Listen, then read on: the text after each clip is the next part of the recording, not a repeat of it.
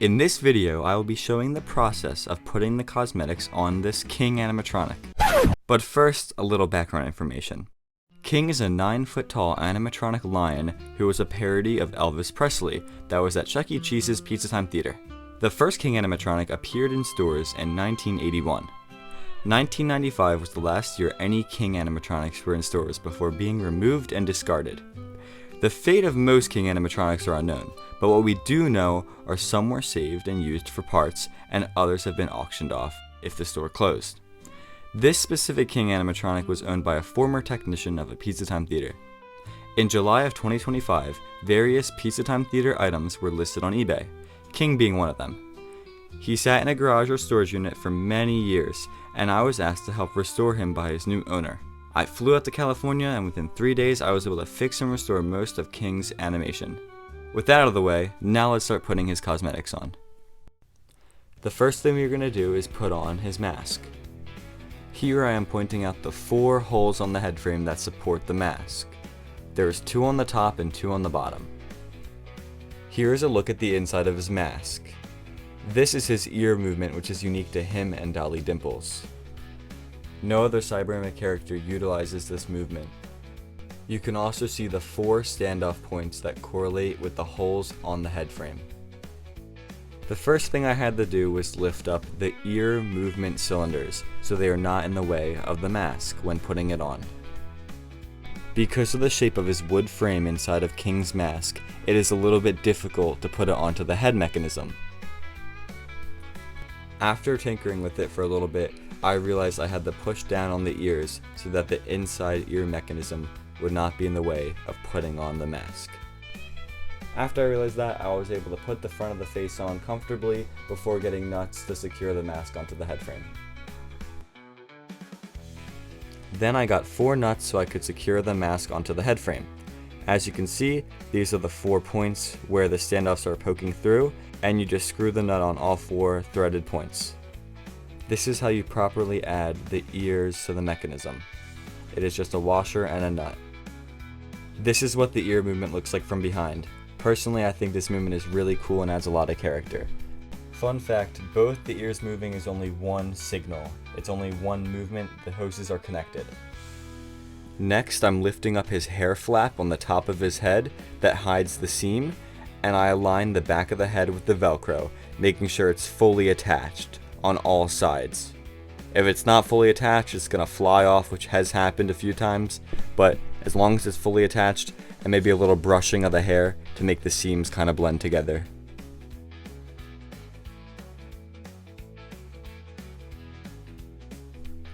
He also has this permanently mounted neck fur on the front of his mask. This has Velcro and can attach to the back of the mask to make him a little bit more cohesive.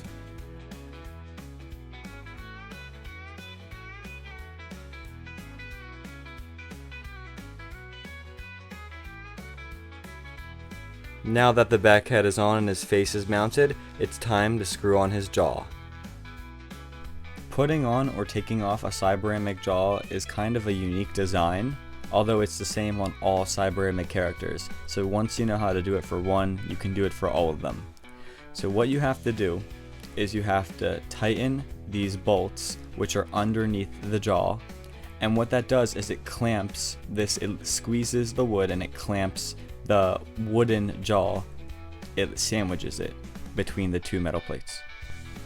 So the first thing you're going to do is obviously loosen those bolts. You don't have to take them out, that's a big hassle putting them back in, but if you loosen it so that there's enough space to slide the wooden jaw, which you can see right here, you want to slide it in between the 2 metal plates, and you want to make sure it sits nice and snug in the mouth. It takes me a second to get it on correctly because I want to push it in all the way so it does not damage the cosmetics by sticking out a little bit. But once it's pushed in all the way, you take a screwdriver and you tighten both of those bolts. And what it's doing underneath the jaw right now is it's tightening that plate, it's sandwiching that piece of wood together. And that's going to hold on the jaw. So if you ever see a Cyberanic character with the jaw hanging loose, it's because they've loosened up over time. It's good to have locking washers under there to help keep it in place. But there's 2 of those. You'll also see that there is Velcro on the top of the jaw, and this is for most characters, and you can just Velcro that to make sure that the black fabric stays in the back. You can see here the 2 bolts underneath the jaw that are tightened and are not going anywhere. This is keeping the mouth on. The first clothing cosmetic piece I decided to put on the king was his pants. As you can see here, it's a really big piece of fabric and there's a lot of Velcro. What I'm doing now is getting his gold pants and putting it around the leg that I chose to do first, which is his left leg. The Velcro for his pants is on the inside of his legs, so I made sure I undid that Velcro and aligned it with the leg before putting on the cosmetic. Making sure all the Velcro is connected is very important, especially moving on to the next leg here. You want to make sure that the Velcro on both pant legs is on correctly. You're able to put it on sloppily and then re-put it back on neatly, just so that it's not hanging around if you would like. But what I did is I put it on and then I adjusted it to my liking to make sure that it looked good.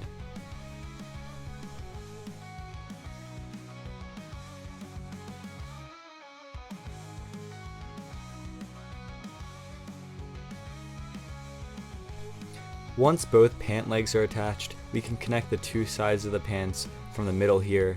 You can see that there is a gap, and that's for his guitar. And then the Velcro just goes right around that and completes the front of his pants.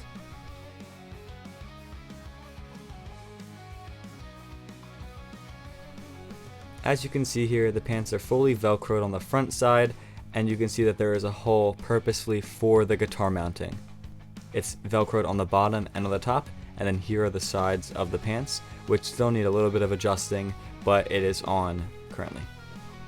The back of his pants also has some Velcro with a hole for his tail support. This is his body foam and chest fur. As you can see on the top, there is Velcro, and there's also Velcro running down the back. This is so that it's easy to apply the chest foam while he has his arms still attached. I ended up putting on his arm tubing later on in this video, but for now, I'm just putting on the body foam. This really gives him a lot of shape and makes him a lot bigger.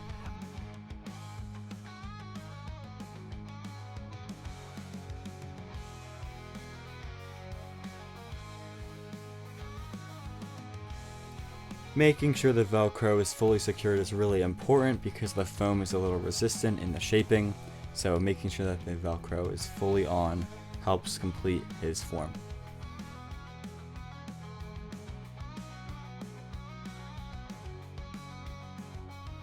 Now we're taking a look at the back of him. As you can see here, we have the Velcro that is on the back, and this again completes the form and makes sure everything doesn't go anywhere. This will be accessed a lot to get to his valves, which are right underneath this Velcroing. Because King was missing the arm tubing, we decided to buy brand new stuff and put it on the arm with just a simple zip tie. It was very easy to do, and this brand new stuff works really well. I used it on my own personal characters like Scratchimo, and it just works great and adds a lot of form. It's very important, or else his sleeves would just be very flat and floppy. Now I'm doing the Velcro again on the top, which I already did before. In most situations, King is already going to have this arm tubing on, so the Velcro will be more important. I also had to attach this tubing to his hand, which was already mounted on the guitar, and I did the same thing. I used a single hole, and I used a single zip tie. You probably could use more than one zip tie, but for me, I really did not see a problem with only using one. And as you can see here, I just made a little hole in the tubing, and then zip tied it on, and it held on great.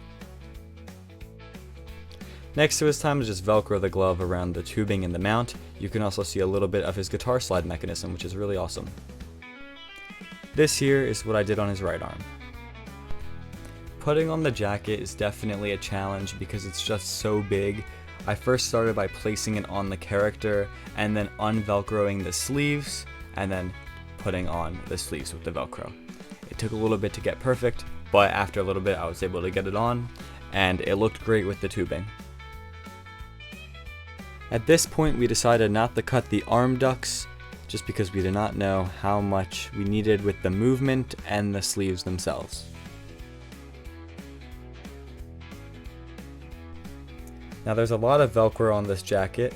There's Velcro on the inner sides of his costume as well, just to make it very easy to take off when he is put together.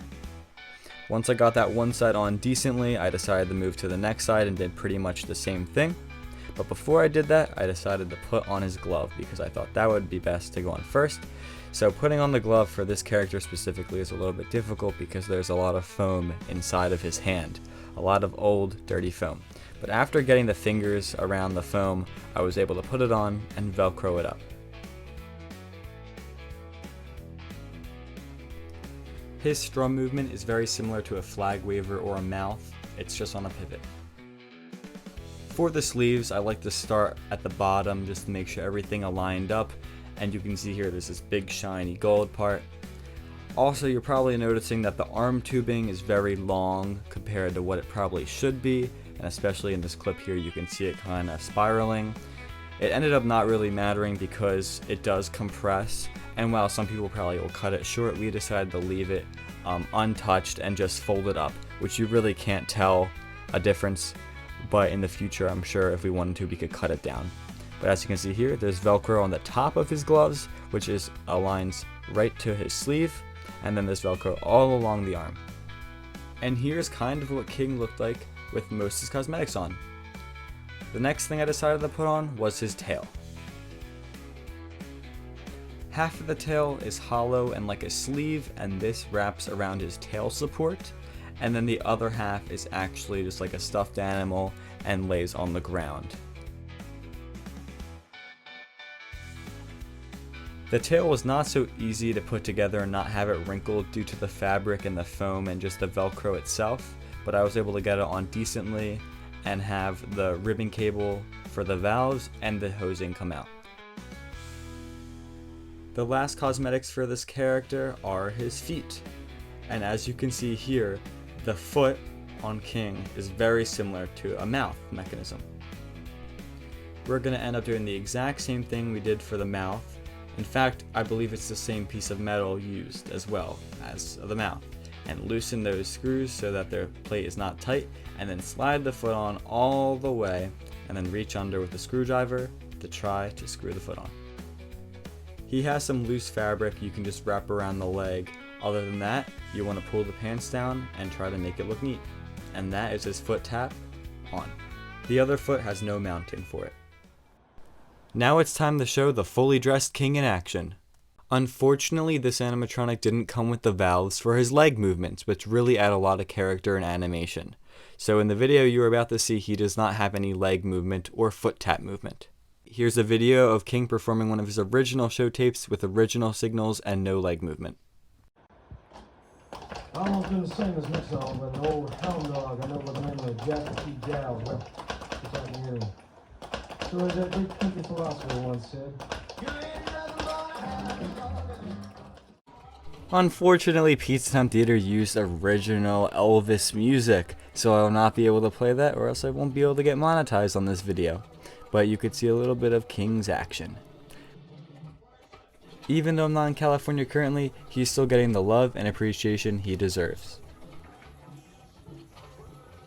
That's all for this video. Please leave a comment down below if you thought this was interesting, and don't forget to like and subscribe for more. See ya!